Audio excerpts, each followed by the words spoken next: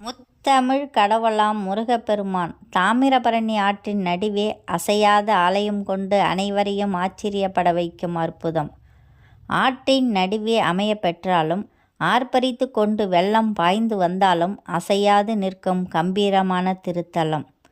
திருச்செந்தூர் இறைவனை நினைவுபடுத்தும் விதமாக நீர்நிலை கரையிலும் திருப்பரங்குன்றம் தலத்தை நினைவுபடுத்தும் விதமாக குடைவரை மூர்த்தியாகவும் அருள் செய்யும் ஒப்பற்ற திருத்தலம்.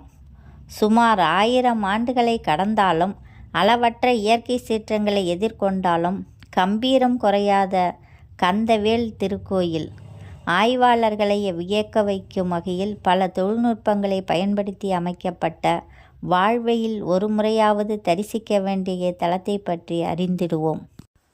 தாமிரபரணி கரையில் அமைந்துள்ள இத்திருக்கோயில் 1000 ஆண்டுகளை கடந்து நிற்பதாக ஆய்வாளர்கள் உறுதிப்படுத்தியுள்ளார்கள். கோயில் கருவறை பகுதியில் 1200 ஆண்டுகளுக்கு முந்தையமானோர் குடவோலை பற்றி கல்வெட்டு குறிப்புகள் நமக்கு கிடைக்கின்றன. சுமார் 1000 ஆண்டுகால வெள்ள ஓட்டத்தையும் உந்தி தள்ளும் கம்பீரமாக நிமிர்ந்து நிற்கும் இவ்வாலயம். அதிலும் கடந்த 300 ஆண்டுகளில் கடுமையான வெள்ளப்பெருக்கு எத்தனையோ நிகழ்ந்தன. நாமெல்லாம் கண்ட நிகழ்வாக 1992ஆம் ஆண்டு நிகழ்ந்த புயல் மழையின் போது 2 லட்சம் கன அடி தண்ணீர் தாமிரபரணியில் கரை புரண்டது போதும். இக்கோயிலின் மேல்தள ஓடுகள் மட்டுமே சேதமடைந்தன. வேறு பாதிப்புகள் ஏதும் ஏற்படவில்லை. இயற்கை சீற்றங்கள் அனைத்தையும் தாங்கிக் கொண்டு இன்றளவும் கம்பீரமாக நிற்கிறது. ஆற்று நீர் செல்லும் நீர்த்துறை குறுக்கே, அதுவும் நீர் கிழித்து கொண்டு செல்லும் வகையில் அமைந்துள்ள ஆலயம் என்பதால் குறுக்குத்துறை என்று பெயர் அமைந்ததாக தெரிகிறது. வெள்ளப்பெருக்கின் போது கோயிலுக்குள் நுழையும் தண்ணீர் நேராக கருவறை பகுதிக்குத்தான் செல்கிறது. காரணம், இக்கோயிலில் கருவறை பகுதி மட்டுமே ஆற்று மட்டத்திற்கு இணையாக உள்ளது. கருவறையிலிருந்து கோயிலுக்கு வெளியே வர வர கோயிலின் உயரம் படிப்படியாக உயர்கிறது. ஆக ஆற்று நீர் உள்ளே நுழைந்தால் முதலில் கருவறைதான் நிரம்பும் என்பது குறிப்பிடத்தக்கது. வெள்ளத்தின் காரணமாக மாதக்கணக்கில் தரிசிக்க இயலாத சூழ்நிலை ஏற்படுவதால் 1 கிலோமீட்டர் தொலைவில் ஊர் மத்தியில் சுப்பிரமணிய சுவாமி மலைக்கோயில் என்ற ஒரு ஆலயம் அமைக்கப்பட்டுள்ளது. இதனால் ஆற்று நீர் கோயிலுக்குள் நுழைந்ததும் நேராக கருவறை பகுதிக்கு தான் செல்லும்.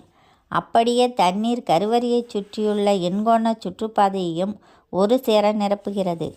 இப்போது கருவறை பகுதியில் உள்ள தண்ணீர் அளவும் ஆற்றில் ஓடும் வெள்ளத்தின் மட்டமும் சமமாக இருக்கும்.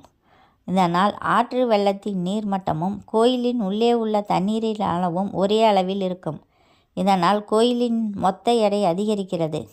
இதனால் வெள்ளம் எத்தனை வேகத்தில் தள்ளினாலும் கோயிலை ஒன்றும் செய்ய முடியாது. எண்கோண வடிவில் அமைந்துள்ள கருவறை, அதை அடுத்துள்ள முதல் பிரகாரத்தின் சுவர் ஐங்கோண வடிவத்தில் உள்ளது. அதற்கு அடுத்து உள்ள சுற்று பிரகார சுவர் அருங்கோண வடிவில் உள்ளது. இந்த 3 வடிவத்தில் அருங்கோணமே அதிக வலிமையானது. இதன் காரணமாகவே பிரகாரம் அருங்கோண வடிவில் உள்ளது. வேகமாக வரும் தண்ணீர் முதலில் இதைத்தான் முட்டுகிறது. இவையெல்லாம் பார்க்கையில் முன்னோர்களின் ஞானம் எண்ணி எண்ணி வியக்க வைக்கிறது.